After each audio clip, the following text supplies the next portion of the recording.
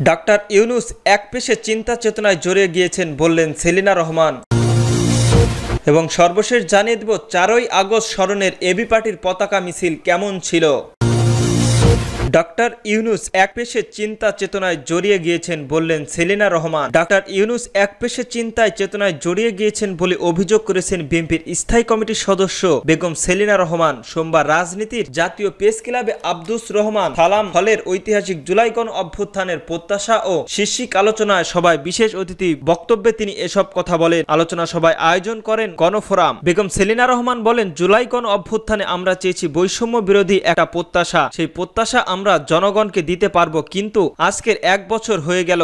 ১ বছরের আমরা দেখতে পেয়েছি কোথাও যেন বাংলাদেশের আমাদের সেই কণ্ঠস্বর শোনা যাচ্ছে না। সেই দানবীর সুর, সেই স্বৈরাচারকের ক্ষমতার একক বলয় এবং ক্ষমতাকে কুক্ষিতগত করা, এই যে অবস্থান, সেই এটা কেমন করে এলো? মুক্তিযোদ্ধার চেতনাকে বিক্রি করে মুক্তিযুদ্ধকে নিজেদেরকে করে আওয়ামী লীগ এতদিন স্বৈরাচারী চালিয়েছে। ঠিক এভাবেই আজকের গণ অভ্যুত্থানের কৃতিত্ব একটি দল নিয়ে যাচ্ছে। অন্তর্বর্তীকালীন সরকারের আলোচনায় করে তিনি বলেন, আমরা যদি কাউকে দোষারোপ করতে চাই, তিনি হলেন শান্তিতে নোবেল বিজয়ী ডাক্তার মোহাম্মদ ইউনূস। আমরা মনে করেছিলাম তিনি সুন্দরভাবে দেশটাকে পরিচালনা করবেন, কিন্তু তিনি নিরপেক্ষতা ধরে রাখতে পারলেন না। তিনি জড়িয়ে গেলেন একটা একপেশে চিন্তা চেতনায়। তিনি নতুনভাবে একটি রাজনৈতিক দল সৃষ্টি করার চেষ্টা করলেন এবং সেই সৃষ্টি করার কারণেই আজকের দল মত নির্বিশেষে সকল জনগণ বিক্ষুব্ধ। এই বিক্ষুব্ধতে আমরা আর চাই না। আমরা বলতে চাই, আমাদের আরো সংগ্রাম করার সময় এসেছে, আমাদের ঐক্যবদ্ধ থাকতে হবে। তিনি আরো বলেন, কালকে জুলাই সনদ ঘোষণা হবে। এই ঘোষণায় পরবর্তীতে আমরা কোথাও কি অবস্থান দাঁড়াবো এবং সেখানে তার পরবর্তী কি অবস্থান, কিন্তু সেটা আমরা এখনো ভালোভাবে বলতে পারছি না।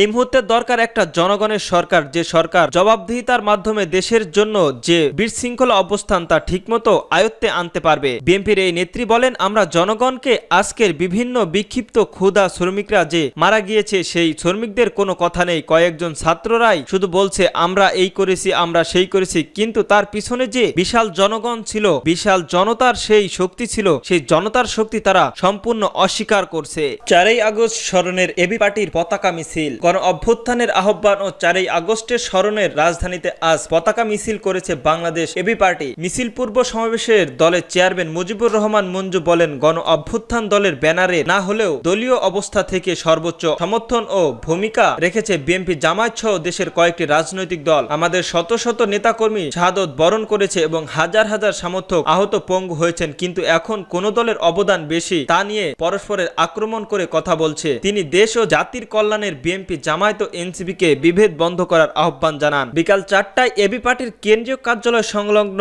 বিজয় ৭১-এর চত্বরে গণপ্রতিরোধ স্মরণের জাতীয় পতাকা মিছিলের প্রান্তরের প্রধান অতিথির বক্তব্যে তিনি এসব কথা বলেন। দলের senior vice chairman professor doctor ওয়াসাব মিনার সহযোগিতার যুগ্ম সাধারণ সম্পাদকের আলতাফ হোসাইনের সঞ্চালনায় বক্তব্য রাখেন সাধারণ সম্পাদক ব্যারিস্টার আসাদুজ্জামান ফুয়াদ, যুগ্ম সাধারণ সম্পাদক আব্দুল্লাহ আল মামুল রানা ও নাসির সুলতানা মিলি। মুজিব রহমান মঞ্জু আরো বলেন, গত বছরের জুলাইয়ের শুরুর থেকে এবি পার্টির কয়েকটি দলের দলীয় ব্যানারের বৈষম্য বিরোধী আন্দোলনে সামর্থ্য দিয়েছে। ৪ই আগস্ট দলের সাধারণ সম্পাদক ব্যারিস্টার ফুয়াদ দলীয় কার্যালয়ের আয়োজিত সংবাদ সম্মেলনে থেকে ছাত্রদের আহ্বানে দেশবাসীকে ঢাকামুখী করার আহ্বান জানিয়েছেন। জুলাই আগস্টের এবি পার্টির প্রকাশ্যে দলীয় ব্যানারের রাজপথে সংগ্রাম করেছে, রক্ত দিয়েছে, কারা নির্যাতন ভোগ করেছে, আমাদের অংশগ্রহণ ছিল দলগত, তবে আমরা মনে করি আমাদের অবদান অতি ক্ষুদ্র ও নগণ্য। বিএনপি, জামায়াত ও এনসিপির নেতাকর্মীরা দলীয় পরিচয়ের সবচাইতে বেশি ত্যাগী অবদান রেখেছে এই অভ্যুত্থানের, কিন্তু এখন তারা দলীয়ভাবে ক্রেডিট নিতে